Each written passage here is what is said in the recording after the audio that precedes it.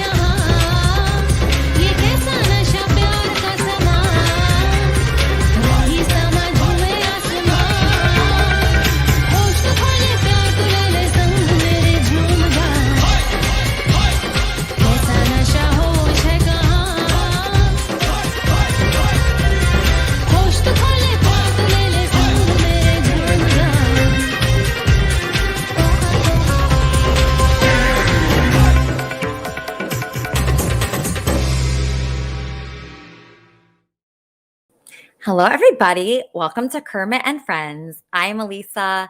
This is Fozzie, and Kermit is watching from heaven. As you can see, I have a very large microphone in front of me. I bought a new microphone for today. That's how important it was to me. Today is such an important show. We stand behind women here. We're all about like female entrepreneurs, women that are making things happen in the world, just women and people. I'm a people person, I think. I don't know. I don't like to actually do anything on the weekend. I have like 9 plans this weekend. I can't believe it, 9 when I don't want to do anything really. It's just so difficult during the week, just thinking of Kermit and Friends. Oh, how can I make this a great show this weekend? How can I really make it powerful? But it's really laying itself out for me. So when you just allow things to come in, God just really paves the way for you. So I'm just so excited about the show today. I have a new co-host called Wheezy. Wheezy is here. Wheezy, how does it feel to be co-host? I love it. It's like kind of my first official week, and so I'm really nervous, but I think I'll do good. Yeah, so something I noticed is that I'm not the only one that noticed that you're co-host. Other people did too, and people have been talking about it. I have a clip of someone commenting about you being co-host named Kleenex. Here's a guy that I cannot fucking stand. I'm going to cover him real quickly because I hate this fucking guy. First of all, this guy's a junkie. He's unemployed. He's a nothing and nobody and no talent, and he's an ass kiss. And he's another guy that's madly in love with Elisa that will do her dirty work, and come after anybody that opposes her. He's a fucking complete moron. Cannot stand him. I'm only showing you why I can't stand him. Very quickly. Won't be very long, believe me. I cannot stand this guy. That are here contributing, I really appreciate, and I do need a co-host. I thought that guy Red Bar was coming on. I don't know what happened to that. I'll get a haircut. I know my hair is crazy. I'll get a better haircut. I like your hair. Hold on, I'm getting a caller. Yes, Eric. I just wanted to tell you, Elisa, that this is the best show yet. This is by far my favorite show so far, and you've never looked more beautiful on stage. It's like every time I see your show, it's Am I missing a stage? Crazy fuck Eric who sticks pins up his ass and I think this guy's jealous. That's what I'm thinking. I think so too. Yeah, If you remember, he's the guy that I first came on the show to talk about because I was so appalled by his behavior. Terrible behavior all the time. Yeah. And he seems to know so much about me. It's insane. It really does seem like people are jealous of you, Weezy, but don't let that get you down. I won't. You won't let any words get to you. You're thick-skinned, right? Yes. Yeah. I'm tough. Okay, good. So I got a tough co-host. Okay, so everybody sit tight because on the show today is a tremendous woman. Her name is Cathy. I was told about her from many people. Okay, she's the president and founder of a company called Hall of Fame Financial. Okay, she started in the insurance industry in 1999, learning from some of the industry greats at Prudential, Life, USA, Allianz, and Thrivent Financial. She was also able to have the opportunity to talk to literally thousands of clients, agents, as well as several marketing organizations across the country. As a licensed and certified CE instructor, she has conducted hundreds of seminars, webinars, and workshops on topics surrounding the financial literacy. Okay, so she's very literate financially. Okay, so Cathy's experience has equipped her with all the necessary skills to align the appropriate opportunities and education for each individual player, their families, and the general public. She has a passion for sports. So here's something, right? So our show here conflicts with football, okay, which is annoying because I don't really like football, but Cathy likes football. She's in the football world. She knows football players.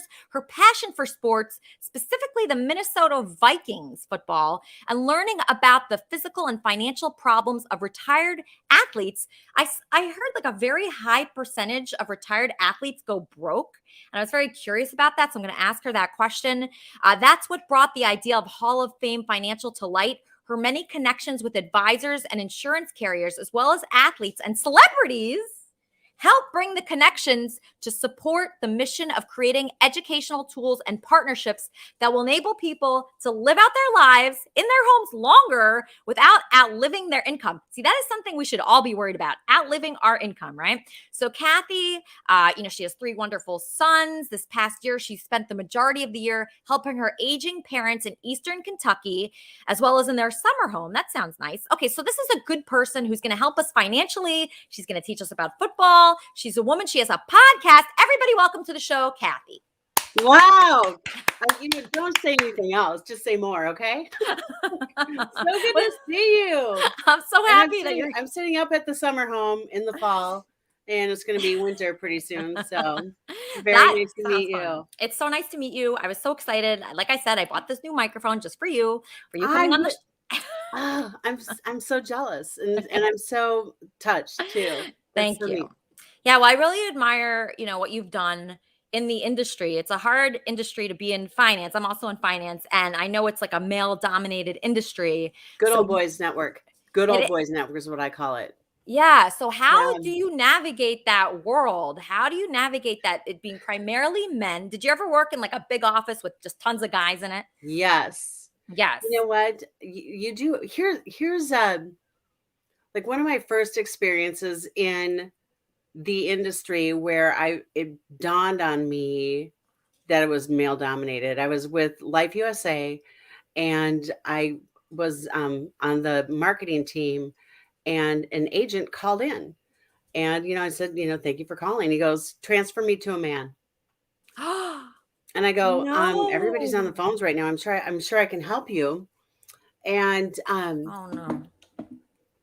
He's like, no, I want to talk to somebody that knows what they're talking about. And I go, I do have my life and health in 6 and 63. I think I can help you.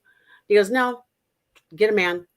I didn't just get a man. I got the CEO of the company, and he came over and got on my phone. He goes, okay, you want the man? You got the man. Here you go. And guess what? If you think I'm stupid enough to hire somebody that doesn't know what they're talking about, you're not going to do business with us. And he had completely cut up his contract. He's like, you know what? You're not working with us ever. Really? And that's when I realized, I'm like, talk to a man. Are you kidding me? Yeah. Who wants to talk to them anyway? Yeah. So I was just blown away. So So where are you Wow. located? I see beautiful scenery behind you. So I'm in California, Los Angeles. Jealous. Yeah, it's pretty cool. You should visit us. We have I Kermit will. and Friends parties once in a while, and we always accept new Kermitarians. That's what we call the new people here. So just so happy to have you. Oh, I'm so happy to be here. So During football, by the way. I know. It So are is- you like a tremendous football fan? Is that where this all comes from? You working with these athletes? You know, here's what was crazy. So I was doing workshops and seminars for agents.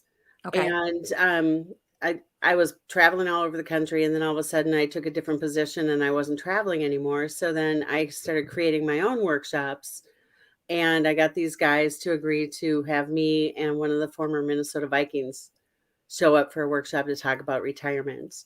So as a group of people getting ready to retire, and we called it Don't Get Benched during retirement. And it was a meet and greet. Bench warmer Bob Lurtsma from the Vikings, old guy, purple people eater days. But that was 13 years ago. Listen, I heard for the first time then when he got up and spoke that 78% of NFL players are broke within 5 years. And that was really eye-opening for me, because I was in the industry of helping people with their income and keeping it, you know. So that's where the idea first started. And then I started working with different athletes. And what was nice about it, because a lot of these guys, because they don't have much money, they love the opportunity to show up at events.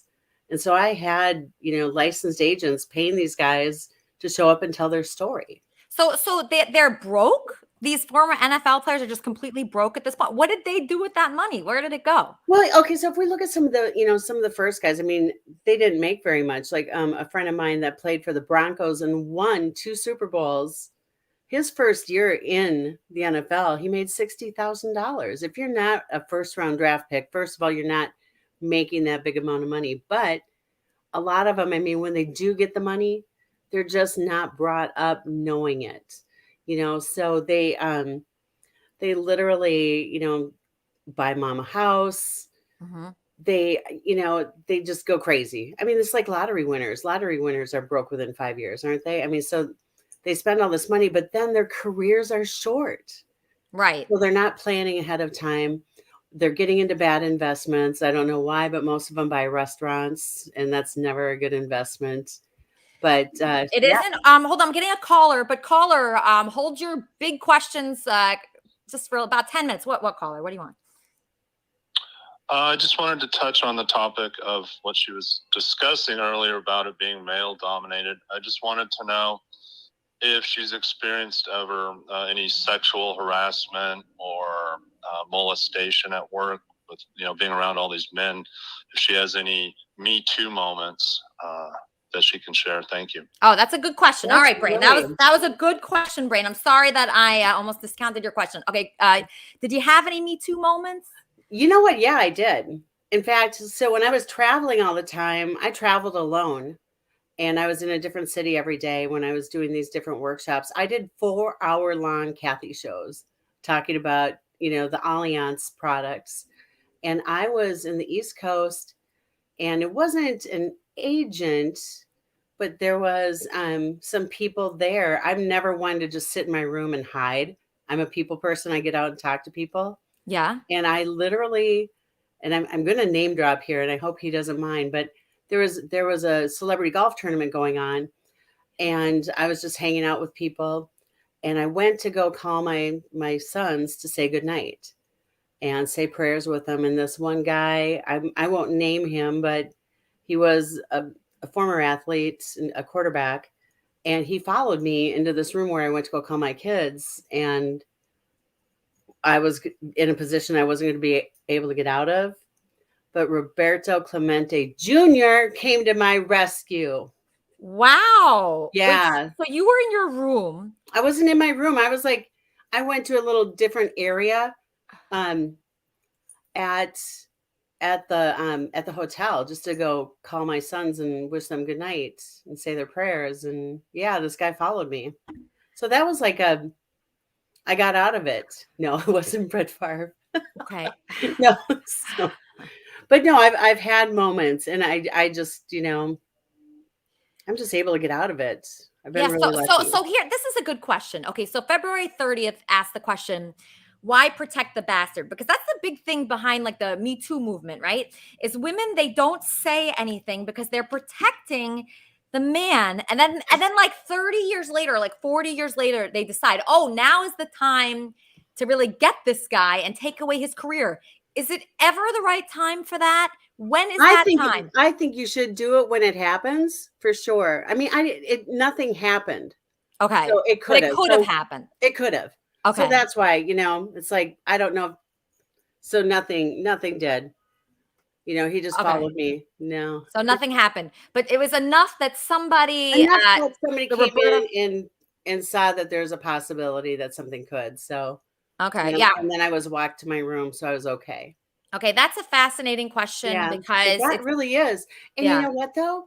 I will tell you that I've seen it in the more so like with the insurance advisors and agents. It's like they get away from home and they go crazy and think that, they can just agents like at like Allianz or where did you work? You worked Thrivent, Allianz. Allianz. I mean, so the way that it works is these advisors are contracted with these different companies, and then they go to these events or they go to these seminars and workshops, and they just think that they can behave, in ways that they shouldn't.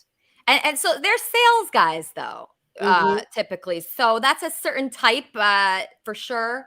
Hold on, I just have another caller. Sure. Kermit and Friends, how can I help you? Hey, Lisa, this is Eric. I just wanted to compliment you on your charisma on stage, also your courage. That was so well said in the introduction, Cathy. And Cathy, you remind me of a story. I used to work in consulting. My first mentor, he dropped off to play in LA and worked in Phoenix with the MLB players. My buddy Jake and Ryan, they played for the Diamondbacks. Ryan went on to play for the Rockies and then the Angels. He married Miss Kelsey, Miss Texas USA later on in his career. But I remember I asked him, Cathy, I said, when you know it's a home run, Ryan? I'll never forget. He said, the moment it hits the bat. And when you're working with a client out there, Cathy, just like Ryan, he kept what he had, but he hit a stump in his career with the Angels. Came back. He said, I don't know what happened. But he had great financial figures, like my mentor Joseph, who had his own jet at the time. How do you know with a client when it hits the bat, when you know, okay, I can work with this person and I can help them keep what they have? Because I one time asked somebody at a network marketing company who was a huge home invader. I said, Ryan experienced this. He said, yeah, it's like you're being stripped of your identity when you leave the arena. You kind of intense. So, when do you know you're going to take on a client for real? And I know, Lisa, you also work with pretty high profile clients, also, don't you? I mean, I take on any client pretty much. I mean, any person that wants to work with me. I mean, is there a reason why you would turn a client down, like Eric's saying? Well, I don't see there's any reason to turn somebody down unless there's just like a personality mismatch. I mean, well, when they have when they're mean and they're jerks and they think they know everything, that's when you turn them down. Exactly. I mean, I don't care if you've got 50,000 or 500,000 or 5 million, It's like you want to help people protect and, create the legacy that they want. Yeah, no, absolutely. So, okay, so you have a lot of experience. You so nothing too bad happened to you. Sounds like I've just, you just see the behavior and you just kind of just get away from it. I mean, like I said, that was like the only time where I really had to I could have had that happen. Yeah. So I think you're single, right? Is that correct? I am. Yeah. Is that because you worked around so many men? You've kind of seen them in their natural habitat and you're like, ugh. So I am single. I'm divorced. I've been taking care of my parents since January 31st of 2020. Okay. And so I had to go down to Eastern Kentucky. My dad had emergency brain surgery. And what was funny is, don't get me wrong, I was dating a lot and having a lot of fun. However, then I think that New Year's Eve, December 31st of 2019, we think, gosh, it seems like a long time ago already. But I just went, okay, I'm ready. I went through this long, drawn out, horrible divorce. Yeah. and I decided I had a lot of fun for like 7 years. And yeah, so I just fun. I decided, is that fun with like who? Like, how'd you find the fun? Because that's something I'm having a problem with right now. Is finding that fun. I can't find any fun anywhere. It's just like I don't have fun. I feel like I've done it all. So it's like, what would be fun for me now? Maybe someone bringing me food. That would be fun. Food's always fun. Food's a great F word. Yeah, No, so I laid it out. I was like, okay, God, universe, I'm ready. I'm ready to. I love that, men in their natural habitat. I'm ready to meet my and. I don't need to get married again, but that person, like if I think of you, I think of that other person too, like my parents, Don and Allie, they did everything together. They still do. They're still alive. But, I've got your fun. Who are these people? This is hysterical. I love it. But I was ready. And then God and the universe answered with that fucking pandemic and said, no, you're not. Sit back and think about yourself. And, just, I don't know, but I've been with my parents. Yeah. So it's hard to get any action when you're like with your parents, I would imagine. So yeah, that would not be a good. It really is like, okay, so I'll just admit I'm probably good. I did have a little phone time this morning with somebody. Phone sex? I had to go into the other cabin. So we have the house and then we have the original cabin. There's no way. Wow. I think Cathy, you might be my first Kermit and Friends guest to have phone sex before Kermit and Friends. Yeah. It was, because usually Kermit and Friends guests, they don't even wake up in time. Yeah. So they don't have time to be having phone sex. I'm an early riser. Just so. Wow, I admire you for that. I don't know how you got that going. Yeah, it just kind of ring-a-ling-ling. But question, was it a financial guy or a football player? Actually, no, but a celebrity. A celebrity? A local celebrity in Minneapolis. Oh my gosh. Yeah.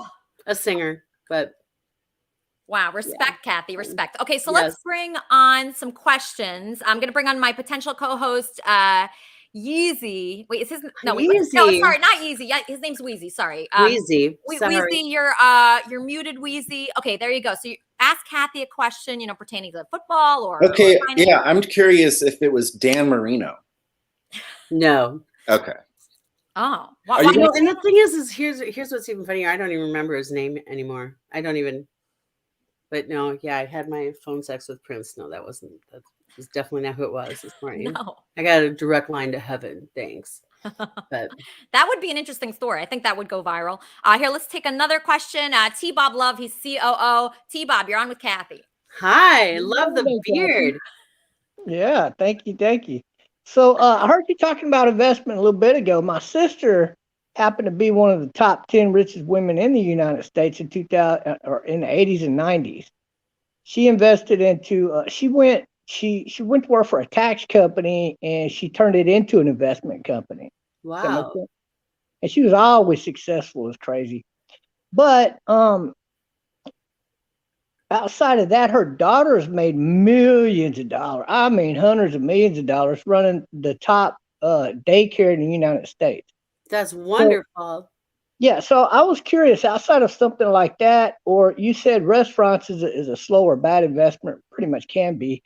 Apartments are also a very long-term investment. What would you suggest as far as maybe an energy company? And if so, which types of energy companies?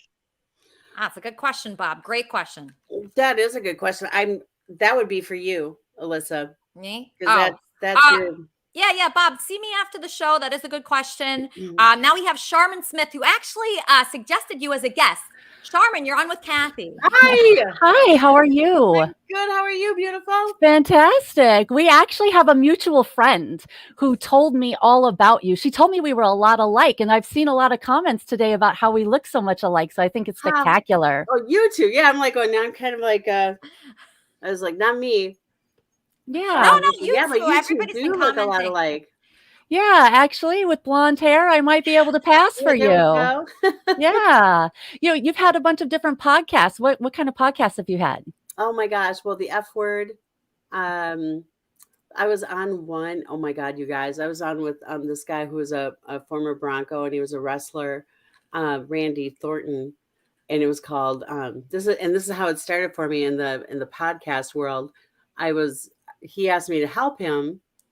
And I went, oh, okay. And then all of a sudden he asked me to be on it. And it was called Get Your Swole On because he's known as Big Swole. And I was on and I had a little segment on it called The Financial 15. And I was not really paying attention one time. And he and the other guy that was on the show, the first 15 minutes was them talking about current sports. Then the second 15 was me I would always bring a guest on for the Financial 15. Well, they were talking about basketball and I'm just like looking at my phone, just not really paying attention, half listening. And all of a sudden I hear, what do you think, Cathy? What do I think? Stall tactic number one, right? And then I go, well, here's what I think, because I'm trying to remember what they were talking about. And I realized, oh yeah, they were talking about the best basketball player. I go, well, you're only the best basketball player if you have a movie like Space Jam. Mm. And they were like, you said Space Jam? I'm like, yeah, everything I know about basketball is from Space Jam. And it became a joke. And all of a sudden, all these people just started loving me. But yeah. Yeah. That was what it started with. So it was Get Your Swole On. And then they canceled his show and offered me another one. And I had New Era Talk. And then I had the F word. You interviewed her on New Era Talk, November the 14th of 2017. So with Mike. Mm-hmm. Okay. Yeah, you talked to her about her business, about her dad, about her upcoming work with the Super Bowl. She worked, you knew her through the Super Bowl that was in Minneapolis in 2018. Yes. What kind of work did you do with the Super Bowl in 2018? So one of my friends, Robert Griffith, who played for the Vikings, the Cardinals and the Browns, he has a backpack company called Zooks, Xoox. Yes, she told me about that company. Yeah. Cute little purses. Oh, their backpacks are just adorable. They're really, really cool. You guys check it out. Zooks. Don't they have like Wi-Fi and stuff in them? Zooksbags.com. And they had a zip line. The zip line, going yes, across. And so I was helping Griff with all the different events and things. And it was so flippin' cold. To have a zip line going across the Mississippi. I never did it. I was not going to do it. I can't personally bring myself to even imagine how cold a zip line in Minnesota would be in February. 40 below zero wind chill. No. And I had some friends that went and then they got stuck in the middle. I was just like, no, I'm not doing it. But so I did a lot of that. So I went to a lot of different events. And then, I mean, it's funny, I was just reminiscing about that because we had the Super Bowl in Minneapolis and Griff got sick. And so he ended up leaving like 5 a.m. on Super Bowl Sunday. And so we had like a big Super Bowl party we were going to go to. Well, obviously, I wasn't going to go without him. And I had to go pick up all the Zooks bags. And so I ended up, don't miss first time. But I ended up having to go get all the stuff. The full purses, I mean. Check them out, zooksbags.com. But XOOX. But I ended up having to go pick up everything. And Super Bowl was going on. And I was stuck in my car, not watching the game. And I was having a tantrum. Huge. I was just like, I couldn't even believe it. I'm like, okay, I did all this shit. I did all this running around. Worked my ass off and I'm sitting in traffic. I mean, it was just horrible. And I ended up calling this good friend of mine. I was literally just thinking about this because he just passed away on Thursday. But he's like, all right, meet me. Let's watch the game together. And so we watched it, at a bar. The Super Bowl's in Minneapolis and I wasn't even there to watch it. What about the day before the Super Bowl? Did you go to any big parties the day before the Super Bowl? Shoot, we went to so many of them. She told me that you got her into a party the night before the Super Bowl, a Fanatics party. Yes. God. Do you know who I'm talking about? You gotta remind me. Her name was Zarina Zarina Hameen. Gosh, I feel horrible. There were so many I people. can send you some screenshots, some pictures. Maybe it'll draw your memory. That would be awesome. Yeah, maybe through Twitter. I could send them to you through DM. I'd like you to know who we're talking about because it will make the story flow a little bit easier. Yes. She told me a lot about you, and I'd like to confirm actually some of what she said. It's kind of been a source of problem for me over the last few years. Her story was just so complicated.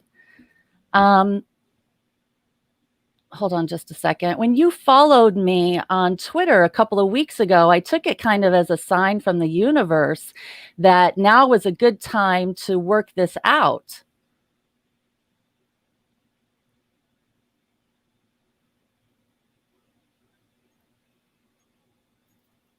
I'm not quite sure. It looks like we're no longer following each other on Twitter. You know what? I'm hardly ever on Twitter. Yeah. So what did we do? Oh, hold on. Here we go. Let me send you a screenshot with a picture of her so that you can probably put together who this is I'm talking about. It might make it easier for you if you can remember her. Charmin, do you want to give Cathy a little bit of your background and who you are? Sure, absolutely. I'm an author. I wrote a fictional life story about politics, religion, and a reality TV show called Who Wants to Be President? The name of the book is called Taming the Titta. Titta is a Hawaiian word for an aggressive female personality who will fight you. She's really a strong woman for sure. I launched a campaign for president in June of 2018, and Zarina is actually somebody that I hired to be my campaign manager. Now, my number one issue in my campaign was the death penalty for pedophiles. And because of that, I drew a large number of survivors to my campaign. And Zarina was attracted to me because she was a survivor. She had been assaulted as a child, but also, according to her, at this fanatic Super Bowl party. She was drugged and assaulted at this party by 2 executives and 2 professional football players. And it was her belief that you knew the executive. Zarina Hameen. Mm-hmm. That I do know her name. Yeah. I've sent you one picture of her and her husband. Her husband was delayed that day because of weather problems, and her husband was unable to attend the party with her, told her not to go. And she went anyways. And something horrible happened to her at that party. And it was the worst story I've ever heard in my entire life. And she tried to get help, but was unable to. Celebrities, executives, the way that stands. It's my understanding she reached out to you and asked you for assistance in identifying one of the executives. Yeah. This doesn't sound familiar to you? Nope. I do know that I got her tickets to go to the it was a Super Bowl party with Lance Sawyer. And let's see. But I was not there with her. She said that you were there with her, that you went to the party with her, and that when she was drugged, she could tell she was drugged, and she looked for someone to help her, and you were the last face she saw before she went out. Yeah, no, I wasn't even there with her. I was there with Robert Griffith. I got her tickets to go, and she went with one of her girlfriends. One of her girlfriends. She gave me a picture of a couple of young ladies that she said were also at the party, were also drugged and raped at that party. Yeah. And 2 of them have committed suicide. So I am curious if one of the girls that is her friend is one of them. Like, this is the most complicated story I ever heard. The police were involved. According to her, she spoke with you and the police were going to be involved, and you were even going to be investigated by the police and speak to the police. You never spoke to the police? Never spoke to nobody ever contacted me. It's so strange that with all that happening that Cathy has maybe it was a different party. Could it have been a different party? No, I know the party that I got her the tickets because she was mad that I didn't take her with me. Well, because I wasn't going to take her with me. She said that you were sleeping with the executive that got her the tickets. No, that's yeah. Okay, so here's what I'll tell you. Zarina, I learned, was very out there. Very out there. I don't know about, I mean, she was raped by so many different people, she said, over the years. I remember her telling me that, but I didn't take her with me to the parties. I got her tickets. I gave her tickets, and she was staying with some people in an Airbnb that she was taking with her, because I wasn't taking her with me, and I was not sleeping with any executive from anything at all. Yeah. Robert Griffith is my friend. He and I went. The person who was having the party was, it was Talance Sawyer's party. We went, and it was way out there, and we didn't stay long, and we left. And I didn't even see her when I was there. So, I mean, honestly.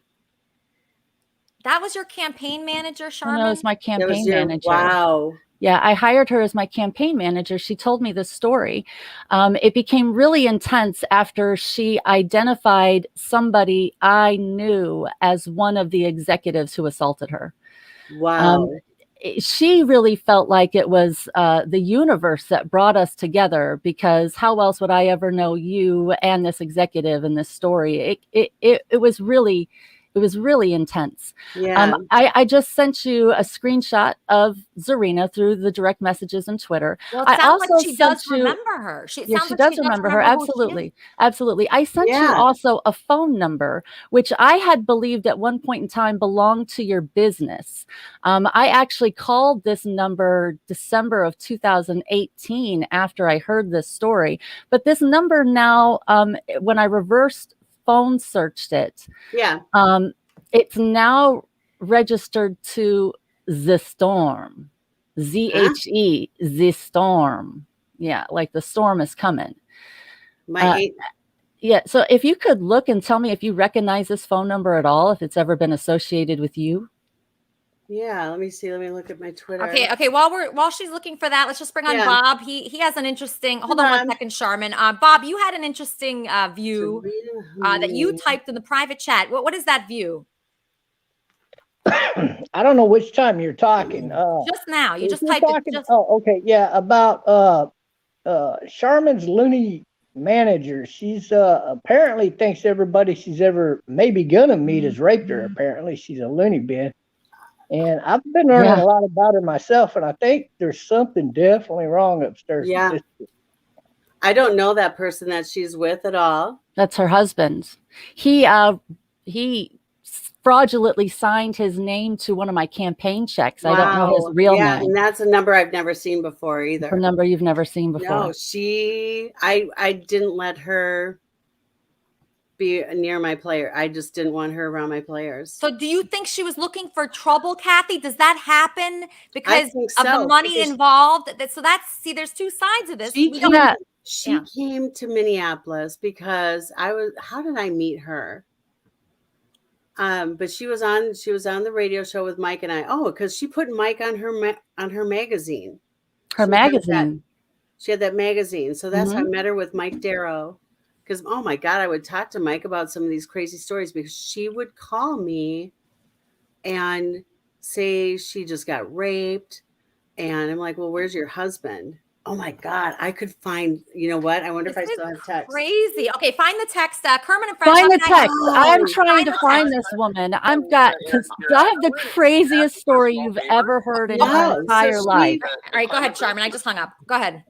No. The stories that she told me, the details that she gave me, she told me a lot of things about your personal life, right? You can see the lights of Paisley Park from your home, right? She tells a lot of stories, and I truly believed her until some point in time when she couldn't produce documentation. Everything went chaotic. The police were involved. They eventually told me that the details of the night did not take place as she had explained.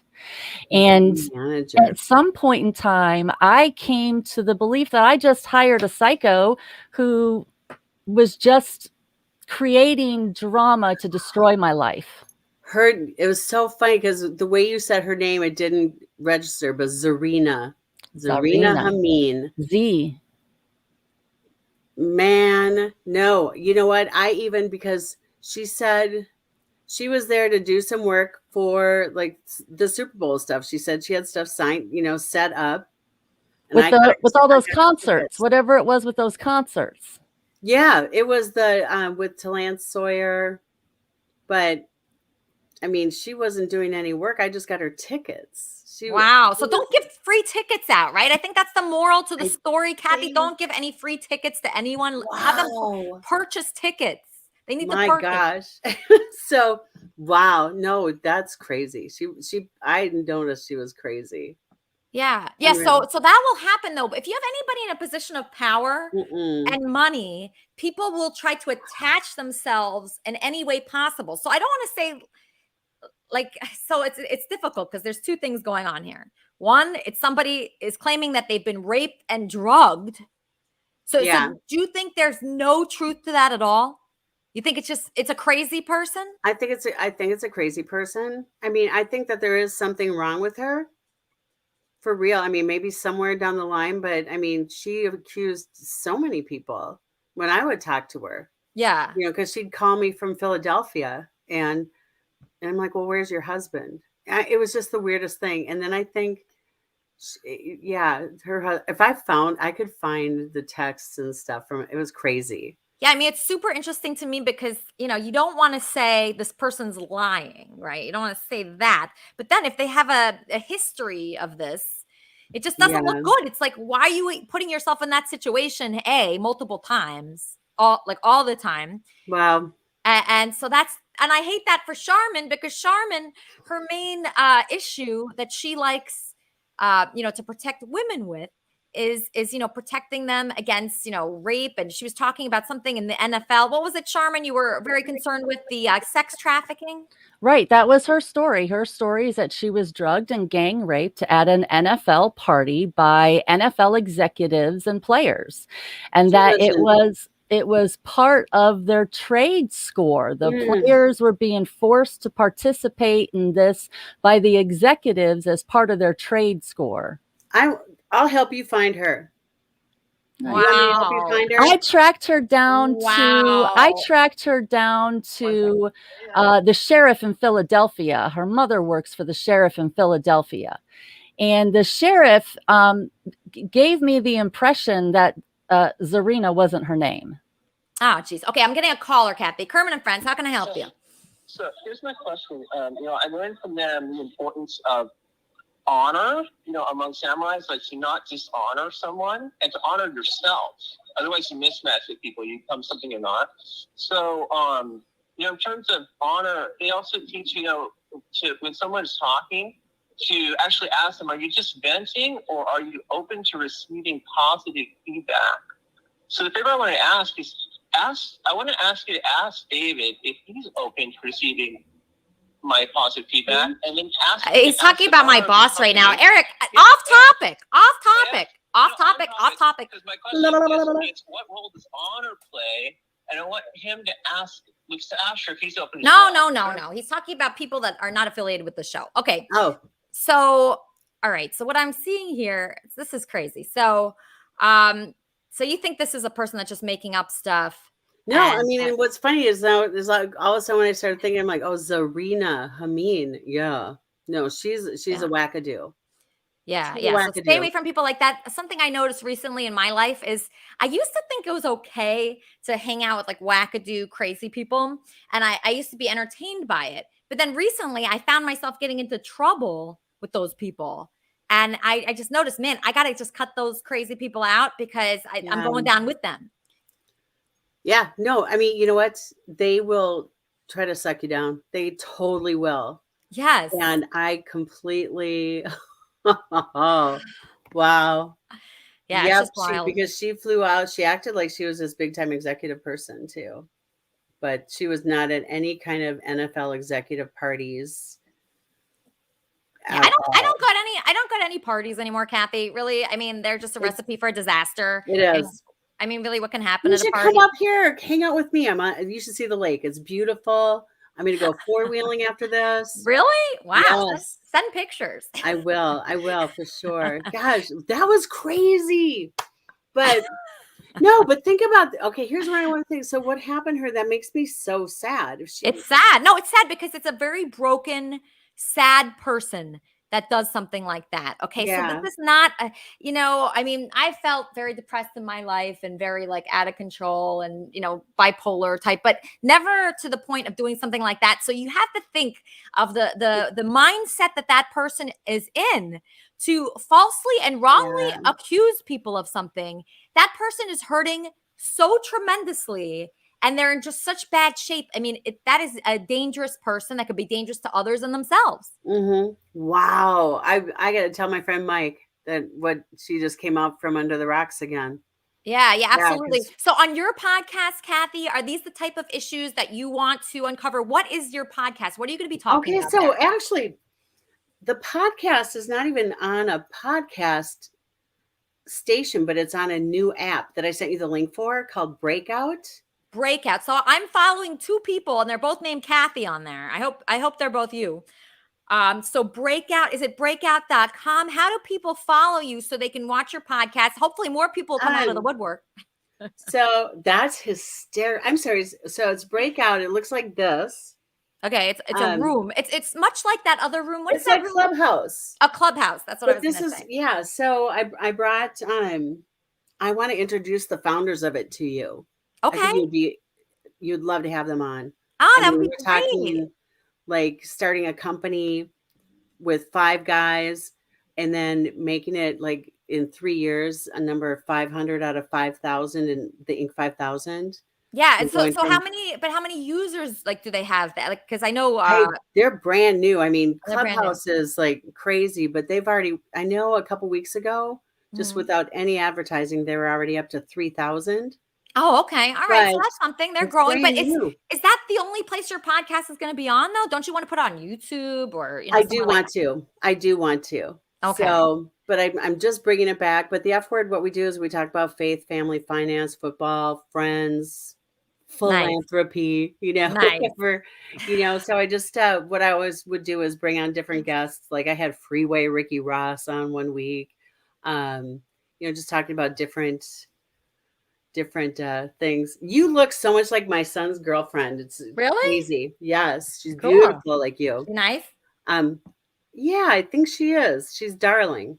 Oh, she's good. Well, I'm going to support your podcast however I can, and I'm going to support yours. Whatever I can do for you, love, and whatever I can do for your business. So if you're in LA and I need people to come and will you tell me about your business? Okay. Yes. So I'm gonna wave a magic wand and whatever I can do to help you because I support women wholeheartedly. Same here.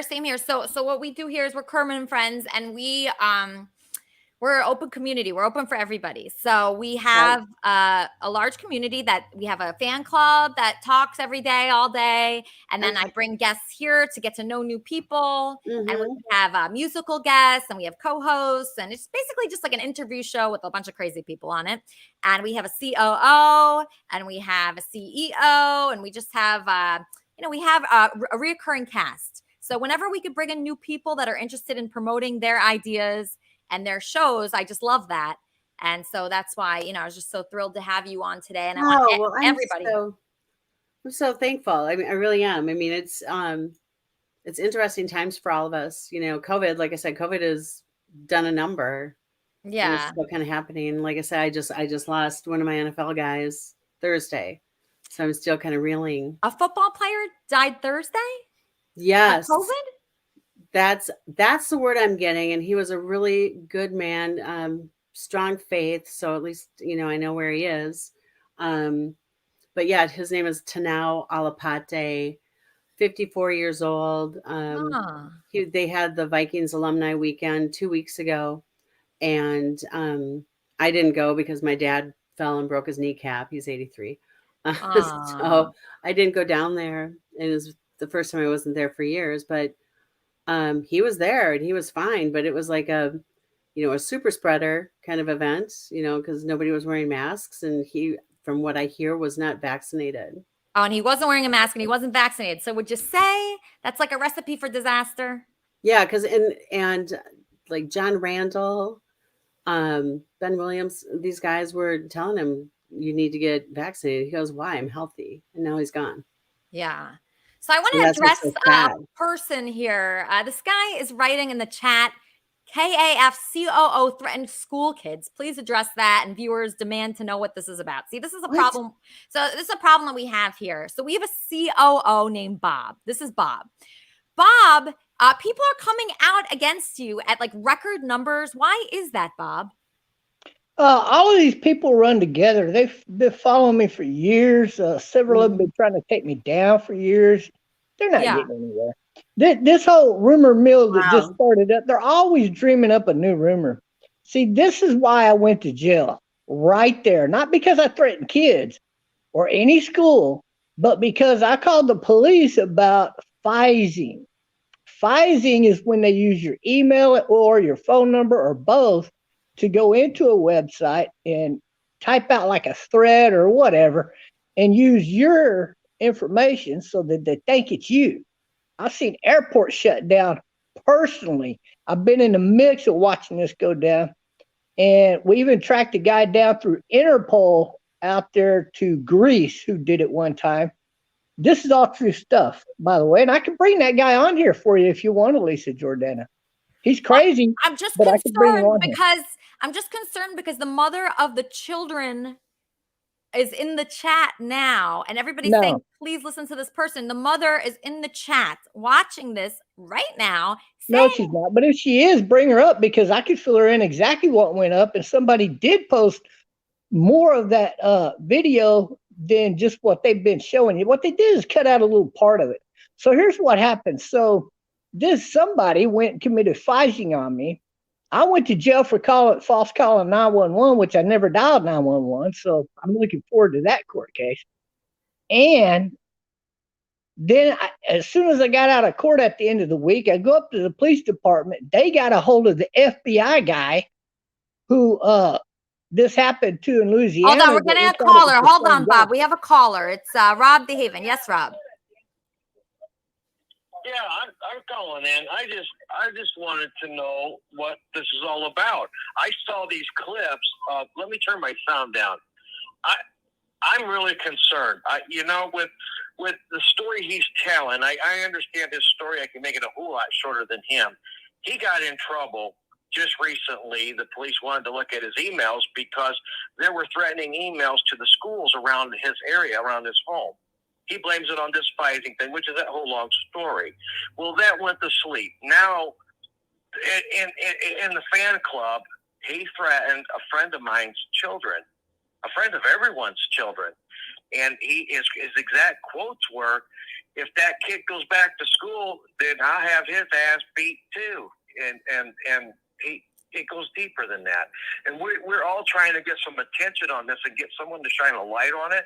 And let's dissect it. It may take more than one show. It may take more than this little 2-minute bit here we're doing, but we need to look into this and examine it. Okay, so you're concerned for Christina's children?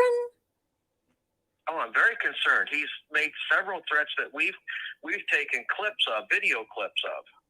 Bob, is that true? No. What they do is You're saying it's not true, Rob. Rob, just come on camera. These people are loony bin. What they do is they make up little things and they'll go in and make pictures that don't exist. It's called character assassination. Yeah. The reason I was arrested for supposedly calling 911, that actually did take place. So therefore, I could not have been falsely calling 911 anyway, right? Even if I did dial 911, but I didn't dial 911. So I'm not going to be found guilty of that.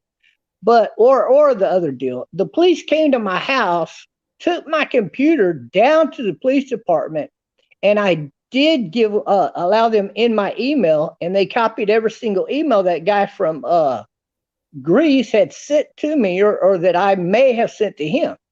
And because this guy's crazy. but he no longer lives in Greece. He now lives in Germany.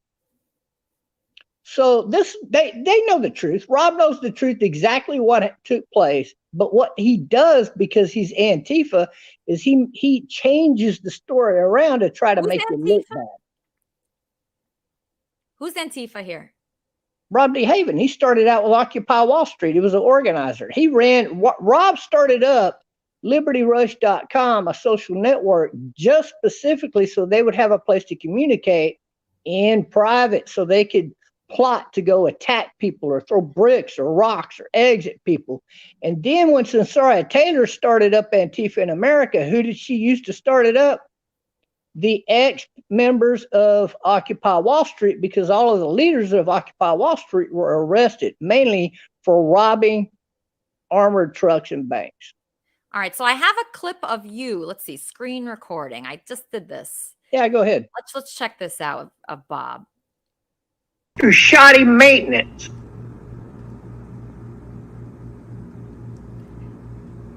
Because they know I'll bring it all up again. And this is way before 2016. Years and years and years before that.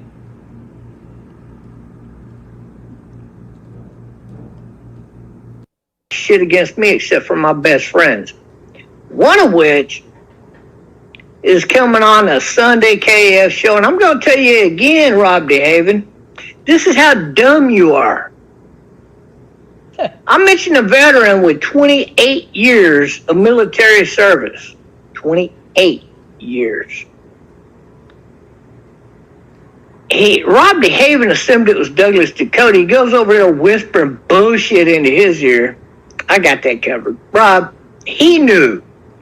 He knew before he even talked to him who was coming on Sunday. It wasn't him.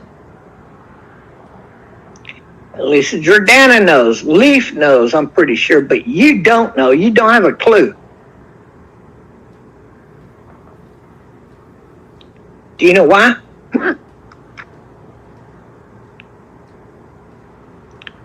Because we're not telling you guys who the hell's coming on live stream before Sunday. Actual live stream. You dumbass. See, you only get one chance over there to pull your bullshit, and you don't pull that string. You tried to pull it again, Rob. You tried to screw over Elisa Jordana again. You did it with the Gorilla Glue. Okay, so this is a long clip, but Bob, you're muted. Okay, now he's gone.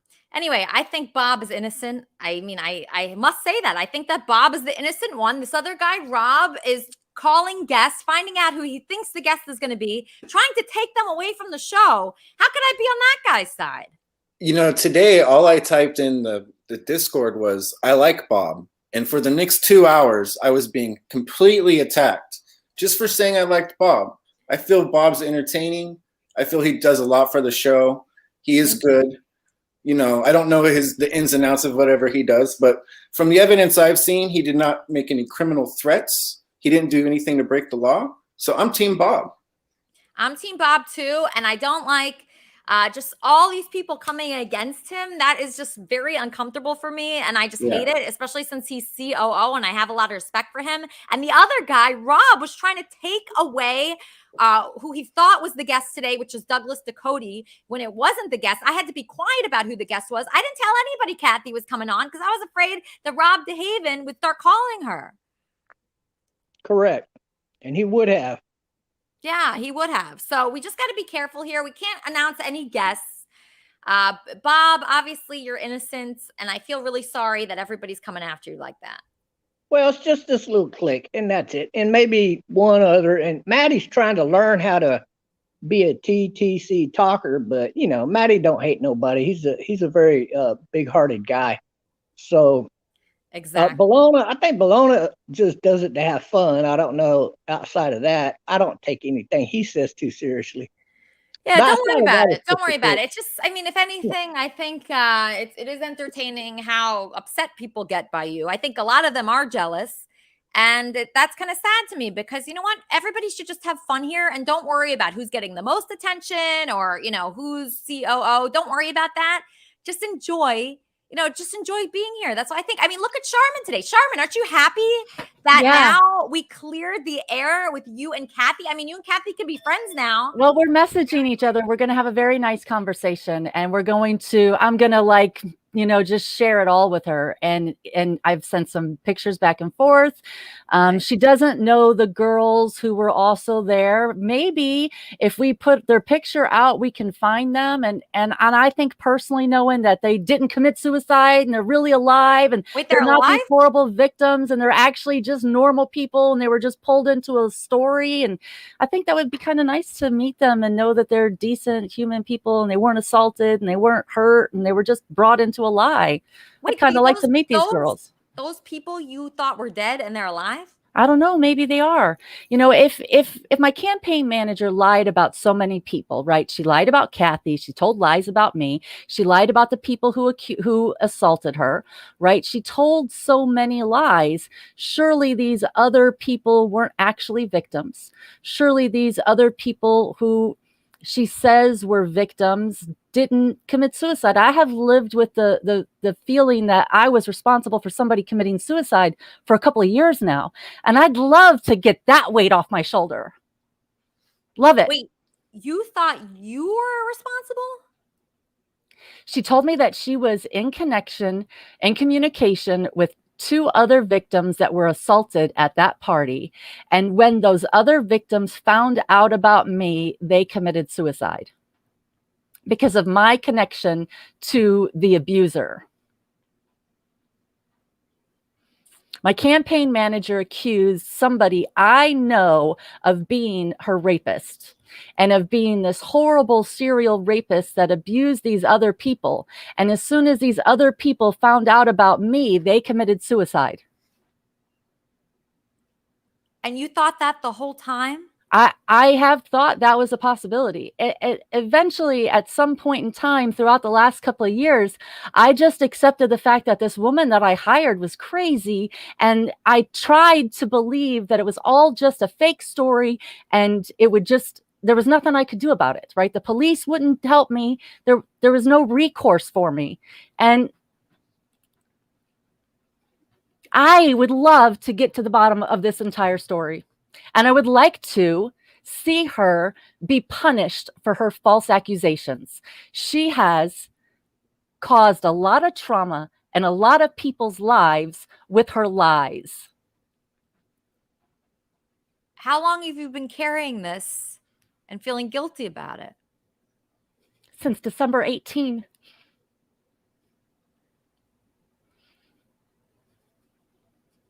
Wow. I'd love to put an end to this. I'd love to know that this story she made up was just a big lie. And I believed her, and that's my own fault. But I would love to make amends for whatever problems I caused in the process of believing her bullshit. And I would like to see her be punished for her lies. People making false accusations about rape damage all of us. They damage real victims. They damage abusers. They damage men who are afraid to be around women because they are afraid of being falsely accused. This is a huge issue. It is something that I feel very personal about because it impacted me personally, but because I care about victims. And I see that 98% of rape accusations are honest and truthful. And they don't get investigated because of 1 or 2% like this person. 1 or 2% of this person making false accusations make it impossible for true survivors to get justice. And I would like to see that end. Absolutely. I'd like to see her be punished for the damage that she has caused. My life, my relationship with my children. Yeah, I want some justice on this one. Wait, how has it affected that? How did it affect your children? This story led into it played into my divorce, into my relationship with my children. This story is much more complicated than what I have told already. She accused somebody I know. Okay. It's just crazy she was able to do this. Like, She didn't have any proof. It was just hearsay. And every time I tried to get proof from her, she would just go off the deep end. And it is notoriously difficult to deal with rape survivors because we're so emotional. Yeah. So you think people believe those who are more emotional less? Yeah. As soon as we start getting emotional, people shut down and don't want to deal with us and don't want to talk to us. And it is hard to control your emotion, especially on something like this, and as a survivor, it triggers me and it gets me right into my feels. And I can't get justice for the things that happened to me, right? The cops won't help me. She impacted she made such a huge impact in my life. And I don't know that I will ever fully recover from it. I'd like to, though. I'd really like to. It's just crazy that this woman had such an impact on you and your life, not just your campaign, but your family, this one person. This one person. Why do you think she was able to infiltrate your family like that and your life? I think I hired opposition research. I think that she came with the specific purpose of destroying my life, and she did a spectacular job of it. Look at all these tears in my makeup. What was the point? But she did a spectacular job of just completely destroying my life. And if that's what she was hired to do, she did a great job. Let's find out who she is and who her boss is. Everybody needs to be held accountable. You don't get to run around making false accusations against your opposition just for the fun of it. There needs to be consequences for this. Well, there's good news. Cathy is offering her help. Oh God, I'm looking through things. I'm all of a sudden all this anger that she caused me. You didn't even know that you were involved. I didn't even know my name was ever brought up in anything. She would get angry at me and she would yell at me and she would compare me to you and she would accuse me of being just like you. She accused me of coordinating and executing gang rapes for the benefit of this person I know. And that's so far from anything I would ever be involved in. Oh. She pitched you like you brought her to this party for the purpose of her being abused. And you set her up and left her behind. Okay, hold on. I'm just getting a caller, you guys. 1 second. Kermit and Friends, how can I help you?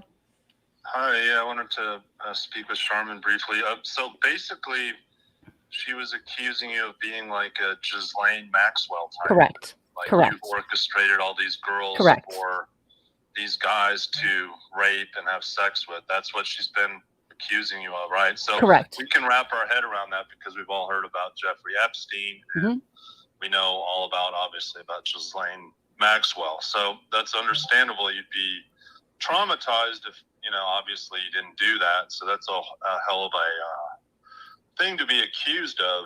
And, that's insane. Charmin, how could they accuse her of that? How could they? I mean, is it on the internet? Did they put it on the internet? How did they? She was blackmailing me, threatening to release all kinds of documents on the internet. And she didn't release anything, though. She wrote horrible book reviews about me. You're welcome to go to Goodreads. You're welcome to go to Goodreads and read the horrible lists of book reviews that she put out about me. And it all started on April the 24th of 2020. She picked specific dates to do specific things for a reason, because she picked dates that were important to me to make it more traumatic.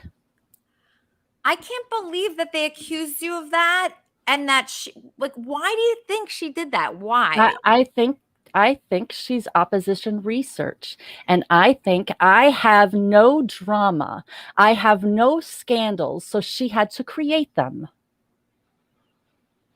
As a candidate, as a political candidate, I have no baggage. I have no drama. There's nothing you can say about me, right? Because it's just not true. I haven't done anything. I'm like a Girl Scout. I I didn't participate in a lot of fun because I wanted to get involved in politics. There's a lot of things I could have been doing with my life and having a lot more fun, but I wanted to get involved in politics, and I don't want to deal with a scandal. I don't have time for it or the energy for it. No, nobody wants that.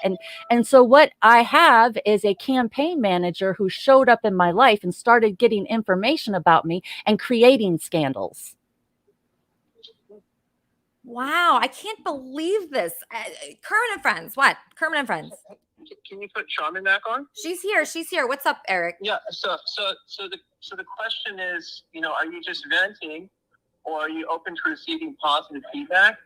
Because I don't know if you've ever heard the story of Alex Honnold, the world's greatest free solo rock climber, probably the greatest athlete of all time. So he soloed El Cap without rope, soloed Half Dome without rope. So when he climbs a rock mountain without any rope, and he experiences this thing called risk, which is he's had friends go up without rope and they have not come back. And so it's not playing victim to him. It's just the risk of the rock wall, and that's all there's to it. So one time I took a risk, Charmin, and I met Elisa, and she asked for a ring. So I gave her a friendship ring, and then I asked for it back, and she was really sad. So I asked her to marry me, and that was the risk I took. But that's why I think it's important to be able to ask and receive, and to be open, to letting, like George Bush. I got my lifeguard license, my lifeguard instruction at the same girls' camp where Obama's kids went. One of my best friends, she went to school with Obama. Are you Team Charmin, Eric? Are you Team Charmin? Yeah, I'm Team Charmin. It's just to be open. Okay, that's all I want to. Is and what is it? Okay. Thank you. All right. Okay. Thank you, Eric. Okay, that was Eric. Team Charmin, which we all should be. Everybody enjoy WAP. Down in Mississippi where the sun beats down from the sky, they give it up, they give it up, give it up, they never ask why. Daddy was a rolling stone. Whoa, run away one day and never came home. It ain't hard to understand, this ain't Hitler's master plan, what it takes to be a man. And in my mind, in my brain, rolling over like a steaming freight train, it ain't hard to ascertain. You only see what you want to believe, you up with the back with the tricks up your sleeve.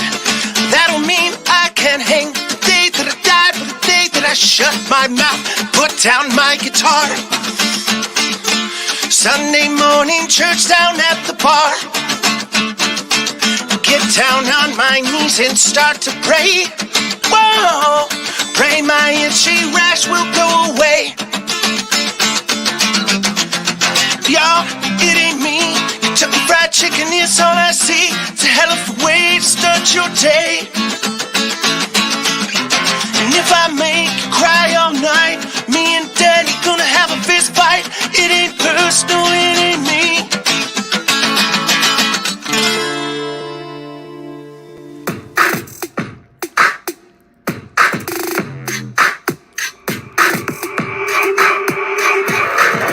With the green gang, it's a mean thing. Got the block shot down like Yang. We strap, purple getting clapped. Green like the cash that we keep stacked. Boy, he's a killer, straight up thriller. He green and he mean like a drunk caterpillar.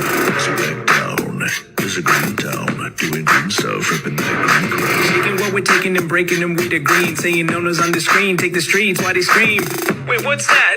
Is Purple Gang rapping? Nah, fam, it's the sound of purple cheeks clapping.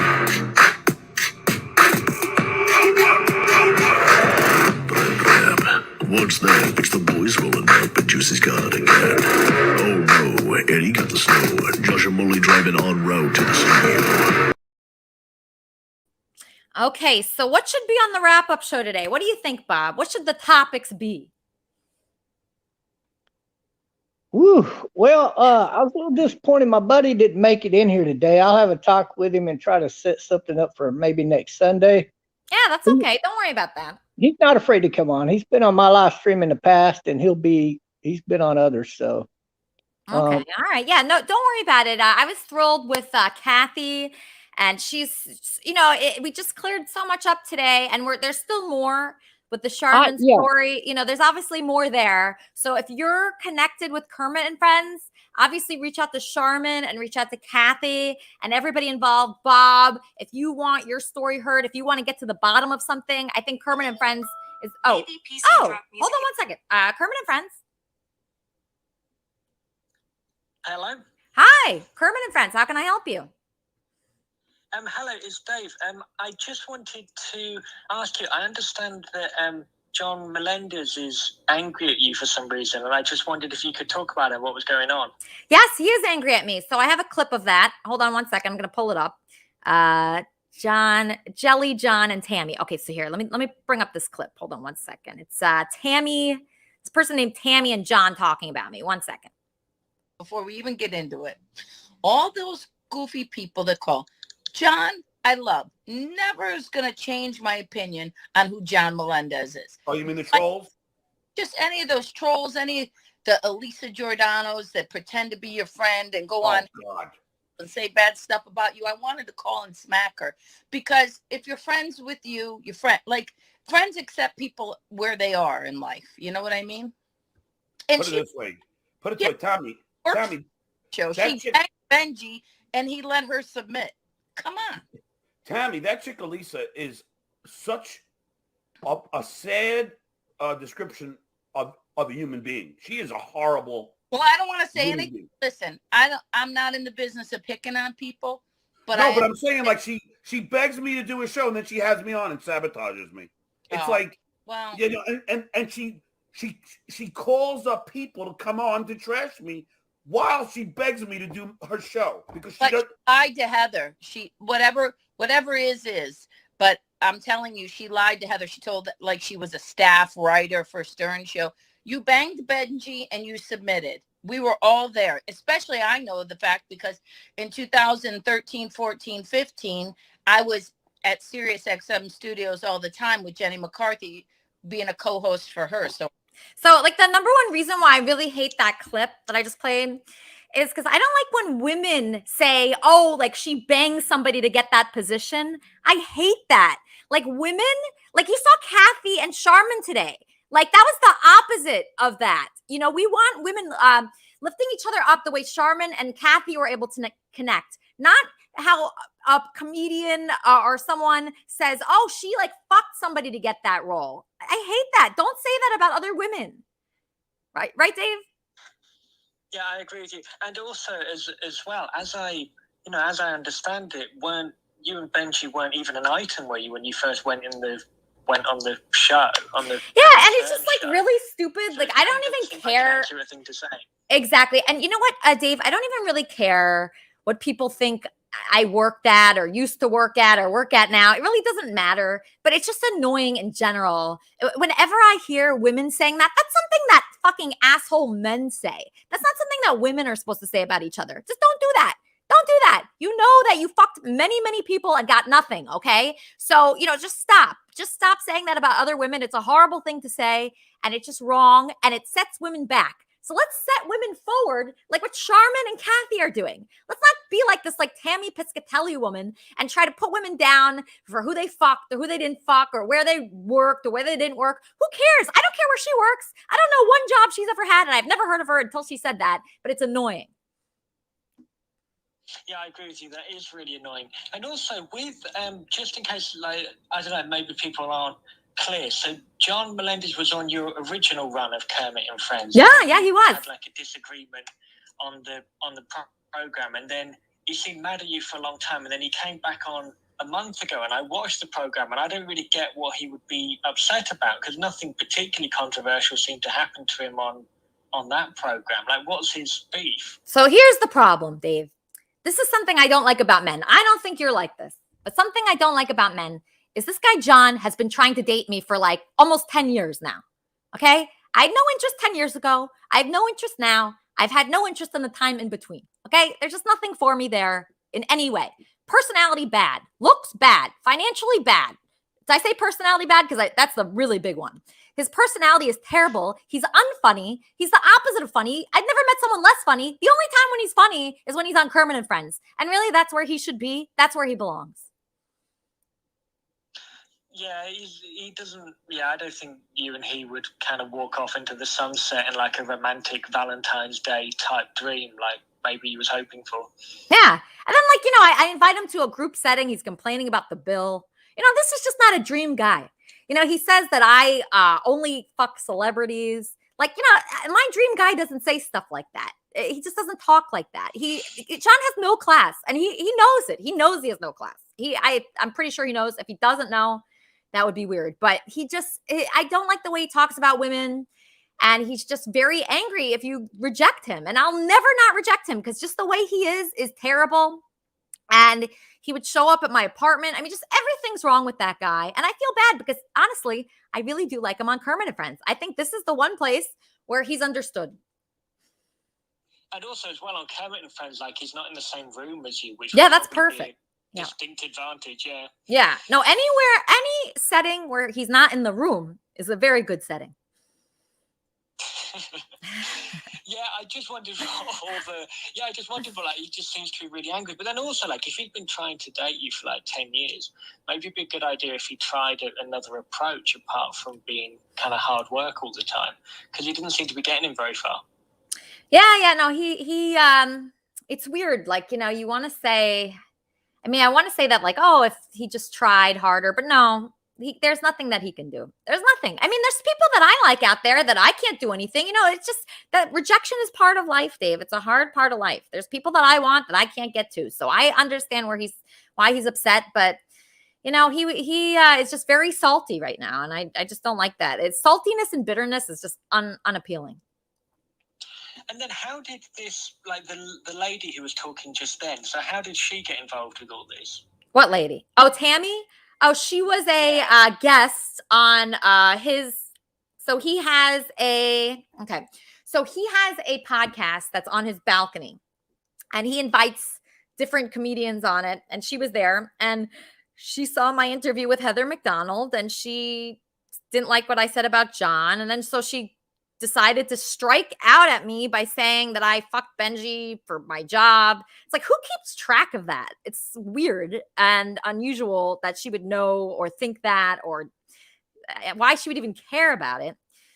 But who knows? Everybody's weird in this world. I'm starting to think I just don't even want any friends, Dave. They just cause trouble. Yeah, you could just call the show Kermit and lose the. Yeah, just Kermit. Yeah, exactly. Perfect.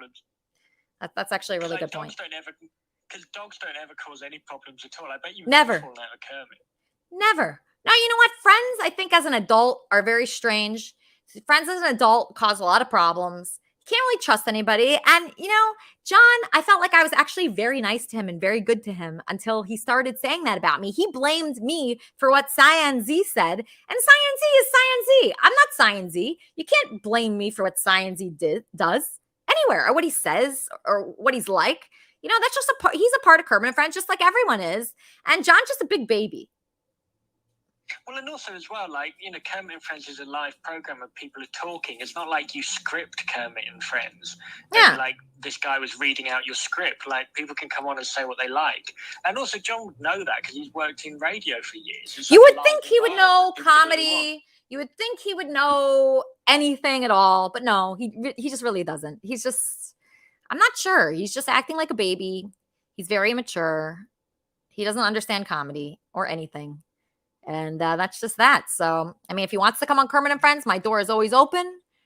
But I just won't date him. And I don't like when people say, oh, you have to go to dinner with me or I'm not going to come on Kermit and Friends. That's I just hate that. I've had like at least 5 people do that. And but I do not regret the dinner I had with him because I think he was beautiful on this show. And I think everybody should watch that episode of Stuttering John on Kermit and Friends because it was a thing of beauty. Well, the thing is as well, though, like, it's kind of an odd thing because if you're in like a romantic kind of thing, that's what he was kind of hoping for. Yeah. Wouldn't it be better if like you were enthusiastic rather than he was kind of twisting your arm? Oh, I'll be a guest if you go to dinner with me. Like, I don't think that ever leads to like a long-lasting romance. No. Like, that's not the right way to go about it. Listen, John's bad with women, but I'm also bad with men, so I can't really make fun of that. But he's very bad with women. No woman would like that. No woman would like being threatened or, ultimatums. Nobody likes an ultimatum. No, not really. Like, you kind of want, like, if you're going to date someone, you kind of want both people to be excited about the date. Otherwise, it's a real waste of time. Yeah, no, exactly. No, it's a waste of time. No, he's a waste of time. I'm not going to deal with him anymore. If he wants to come on Kermit and Friends, like I say, my door is open. Super excited about what went down on the show today with Charmin. That was really fun. I got my new co-host, Wheezy. Bob is in the clear. Are you mad at Bob for any of his actions? And me, am I mad at Bob? Yeah. Everybody seems to be. No, I don't know. Bob can do what he likes. I don't mind. Like, everyone's okay. Like, I don't like run around finding enemies in. Yeah, in it's weird when places. people do Like, that. Bob can do what he wants. It's very, very strange when people are running around making enemies, and I find that odd. But, you know, I think everybody should love Bob. He's got a great spirit. He's trying to book guests. I mean, I appreciate that. He's really trying. So, you know, for people that try, I say, please continue trying because we appreciate you. For people that are trying to tear down things like that Rob DeHaven guy and others. I mean, Rob DeHaven reached out to Douglas Ducote thinking he was a guest, trying to get him not to come on the show. I mean, how can you respect that? It's just really, really something that I do not respect at all. Christina says, Bob's far from in the clear. You have a COO that threatened my son. I don't know what to say. You won't play the clip. I don't have the clip.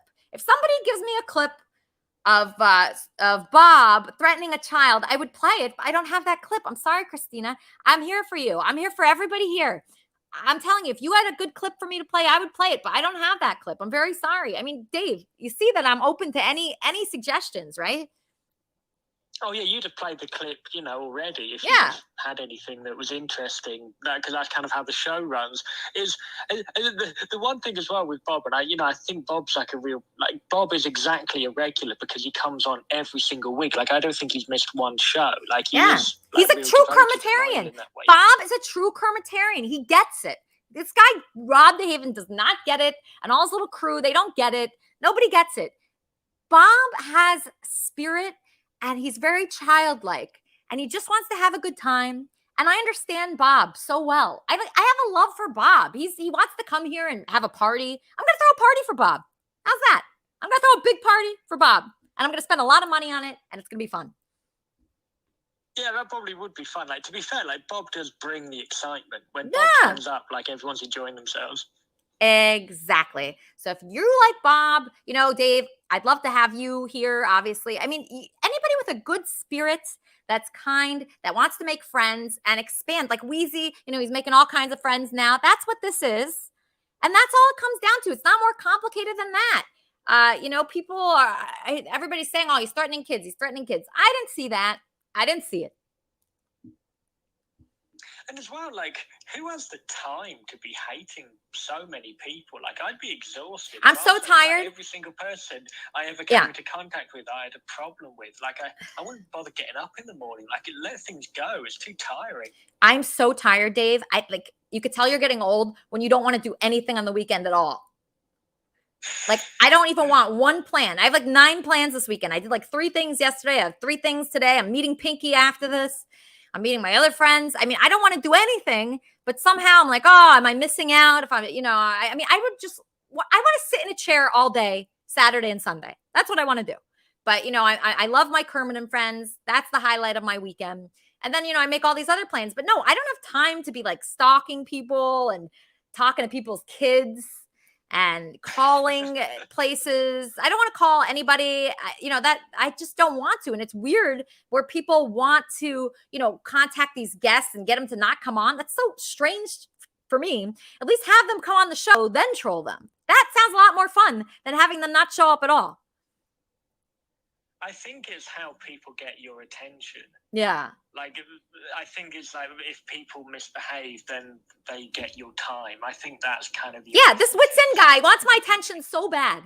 You got an after show coming now, and you won't like it. I'm inviting you personally. See, he's going to do a hate show, which you think this is my first rodeo, Wits In? It's really not. I've done this for years. I've done it for about 10 years, this kind of thing. And it's not my first rodeo. You think this is my first hate show? You know how many hate shows I've had for how many hours and hours and hours and hours of people going on and on and on? No, this is not my first rodeo. I will be at lunch. I'm going to the peninsula. I'm having a beautiful lunch, and I might tune in from there, from the pool, to your after show. That's a hate speech show. Okay? I might. Yeah, if you had like $1 for every hate show there'd been about you and Kermit and Friends, you'd be like a real wealthy lady. Oh yeah, I'd be Elon Musk. Exactly. And you seem to be doing fine, so they don't seem to be bothering you too much. Thank you, Dave. Dave, how could people reach out to you? Because you're not in the Discord. Where are you? I am in the Discord. I just don't talk that much, but I do like read everything on there. Oh, you And do? If people want to look, if people want to look up the Cold Heart Review, then they'll find me. Oh, great. Okay, perfect. All right, wonderful. Okay, so everybody find Cold Heart. Oh, you got a new job recently?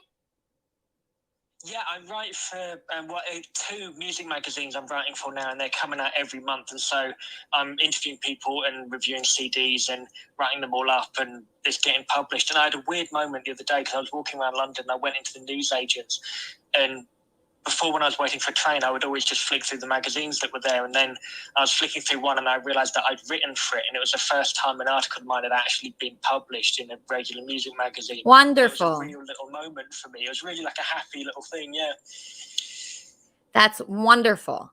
Wonderful. Congratulations. And you know why you got that? Because you're a good person. You got a dream job because you're a good person and you deserve it. So I'm happy for you. Oh, well, you're very kind, and thank you very much, and you're lovely. All right. Love you. Thank you so much for calling in. Take care. Bye. See, that was Dave. That's actually, oh God, here's Eric. Yes, Eric. What, Eric? Eric, you didn't even turn your camera on today. What the hell? I just wanted to say, we're here because I want to have a great long-term relationship. And so we love for our partners to prosper from doing business with us, and it's my intention to treat you fairly, Lisa. If at any point in our relationship you found that I was unfair to you, let me know, okay? And we'll go back and we will address it and we will fix it, all right? All right, Eric. Whatever that means. Love you. Love you. Are you going to the wrap-up show? Oh, Gonzo. I got to hang up. Sorry. Hey, Gonzo. Hey, what's up? Hey, thanks for calling in. Oh, no problem.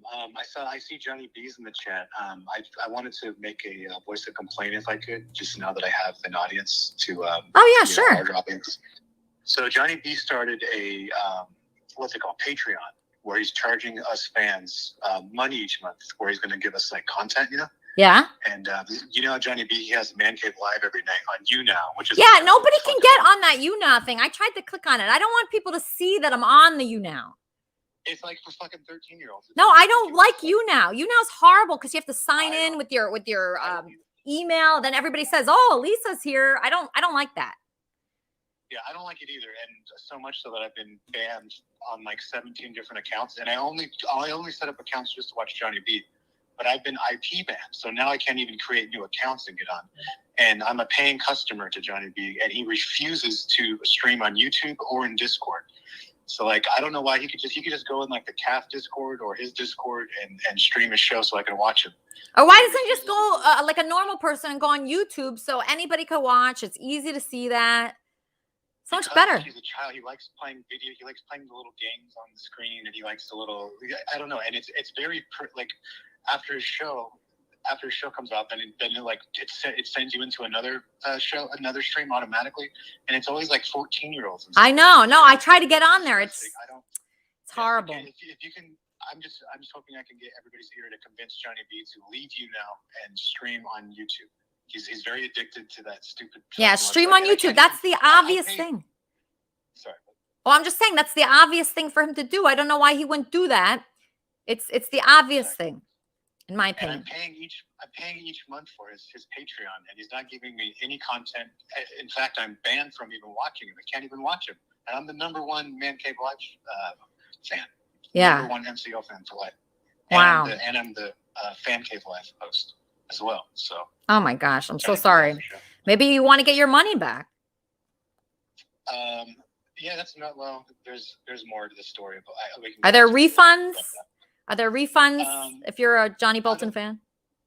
I don't want my money back. I also donated to he had a GoFundMe, and he deleted my comment on the GoFundMe. I'm just very upset with Johnny B right now. He's letting down his #1 fan. And, wow, that's terrible. You can talk to him. All right, I will. I'll say I'll say my piece. It's up to you. So. Okay. Thanks.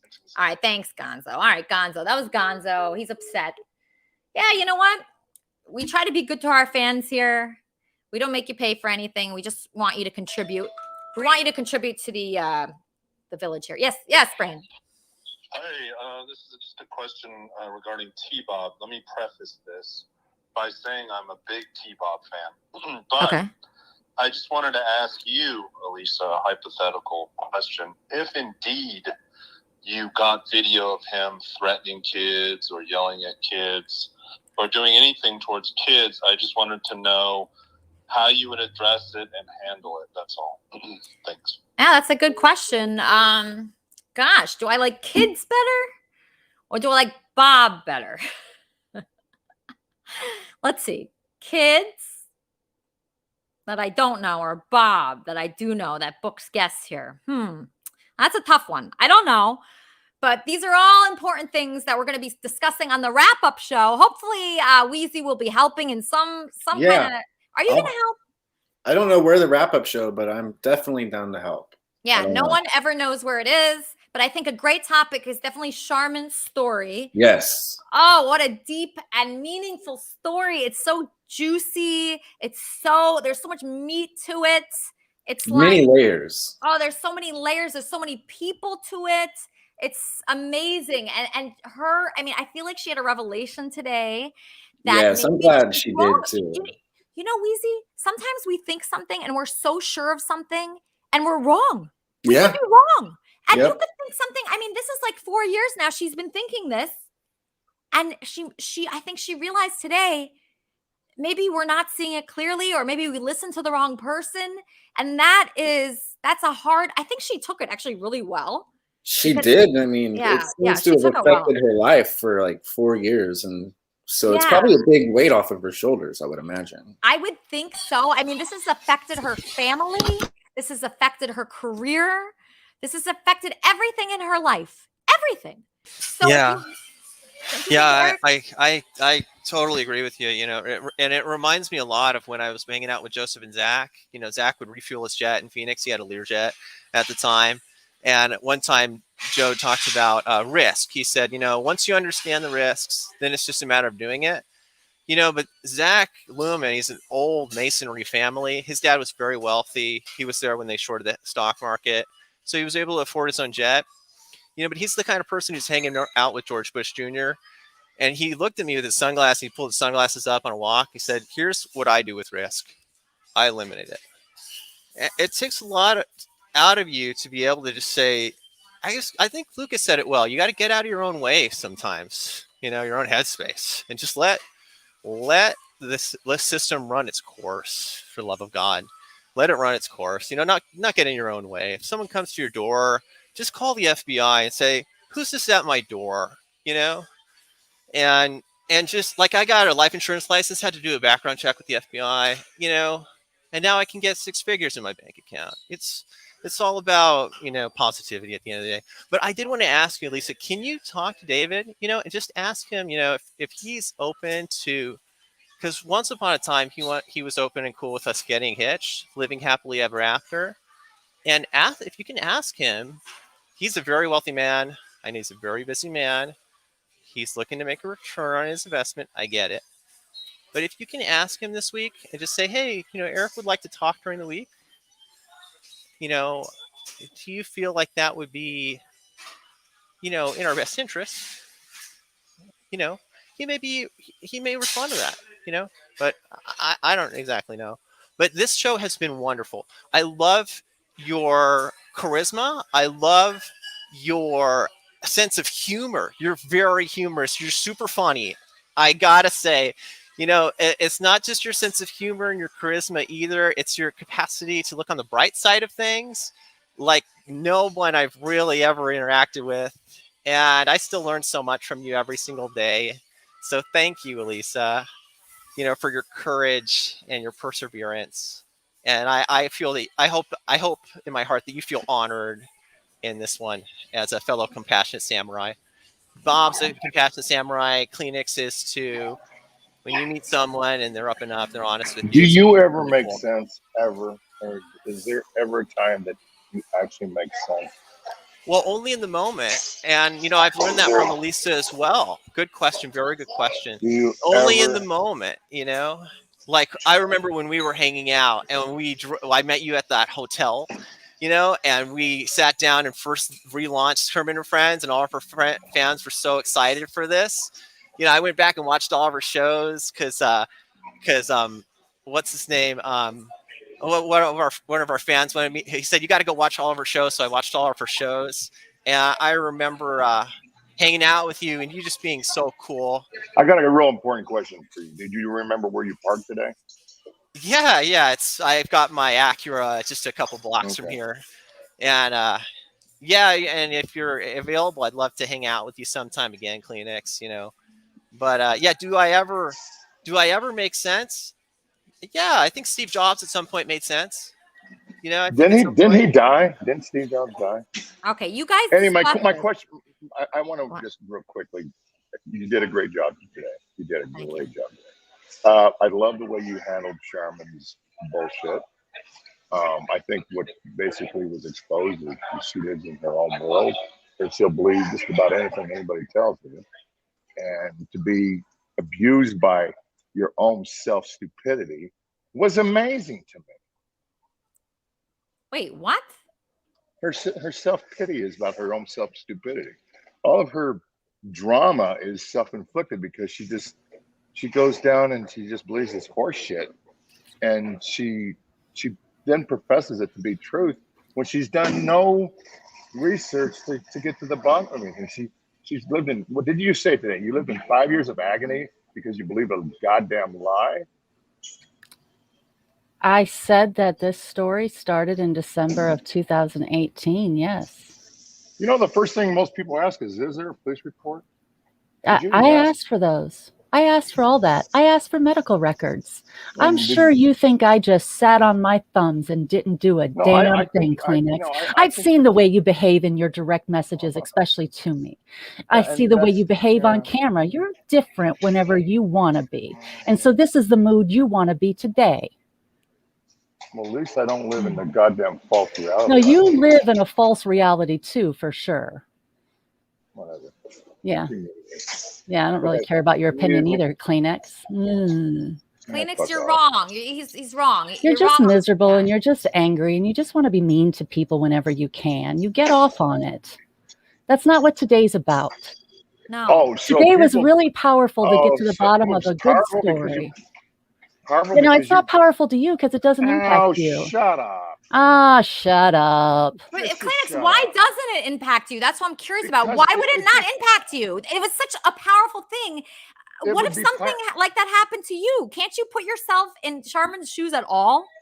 Well, kind of, but I just don't understand why you can't, try to resolve this for years by yourself. We did.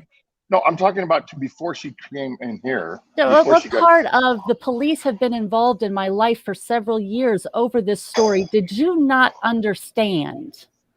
What part of I didn't feel like I could get resolution with the police because I wasn't sure what the truth was? Did you not understand? Like, I have been working on this for a long time.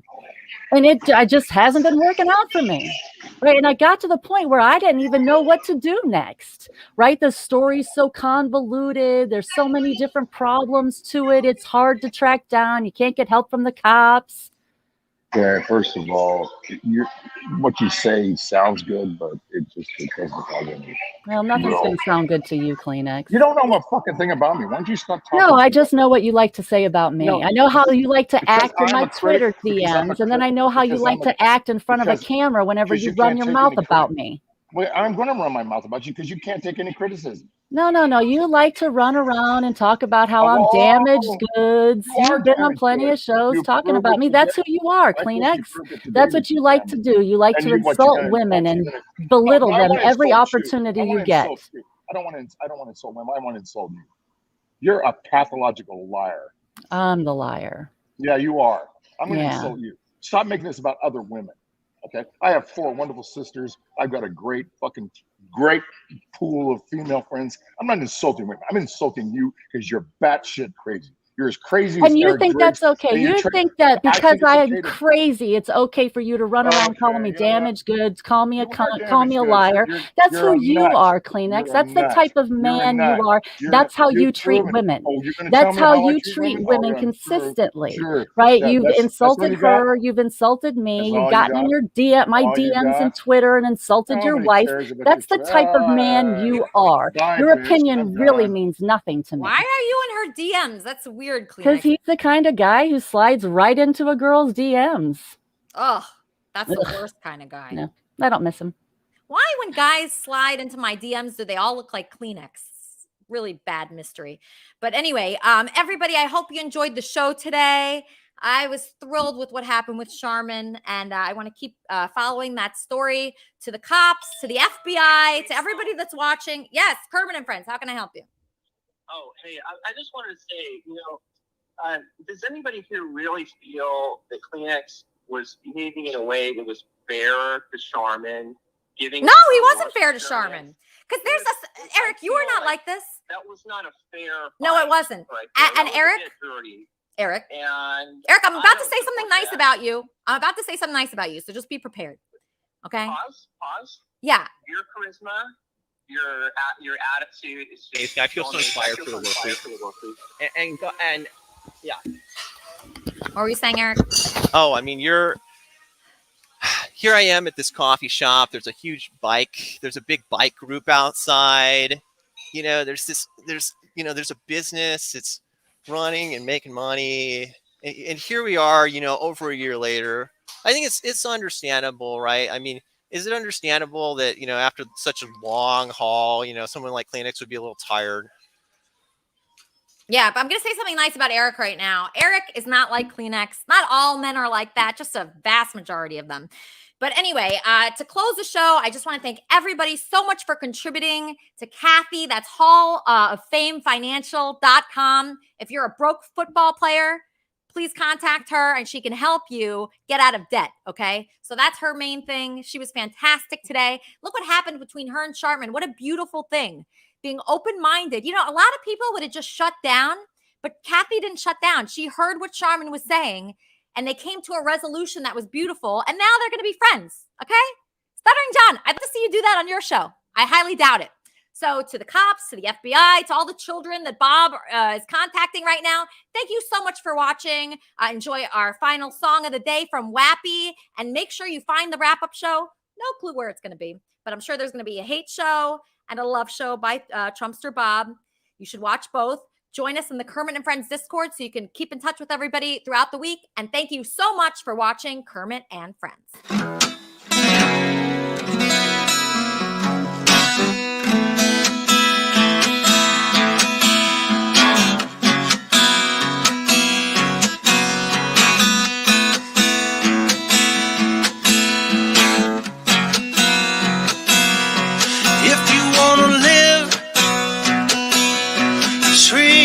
Good. If you wanna live, baby, treat me good. I'm like a stepping razor. Watch my size, I'm dangerous, so dangerous. I'm like a stepping razor. Watch my size, I'm dangerous, so dangerous. If you are a bully,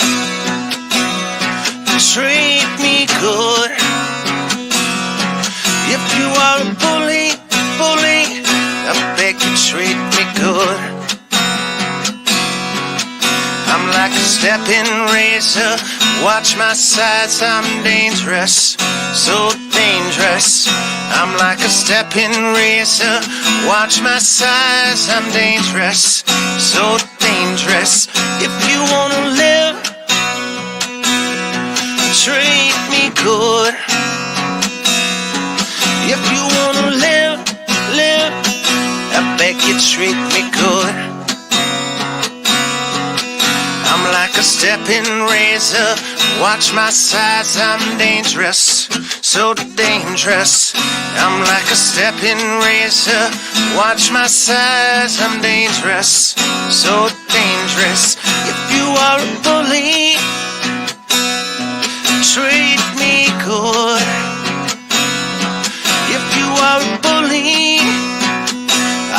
you treat me good.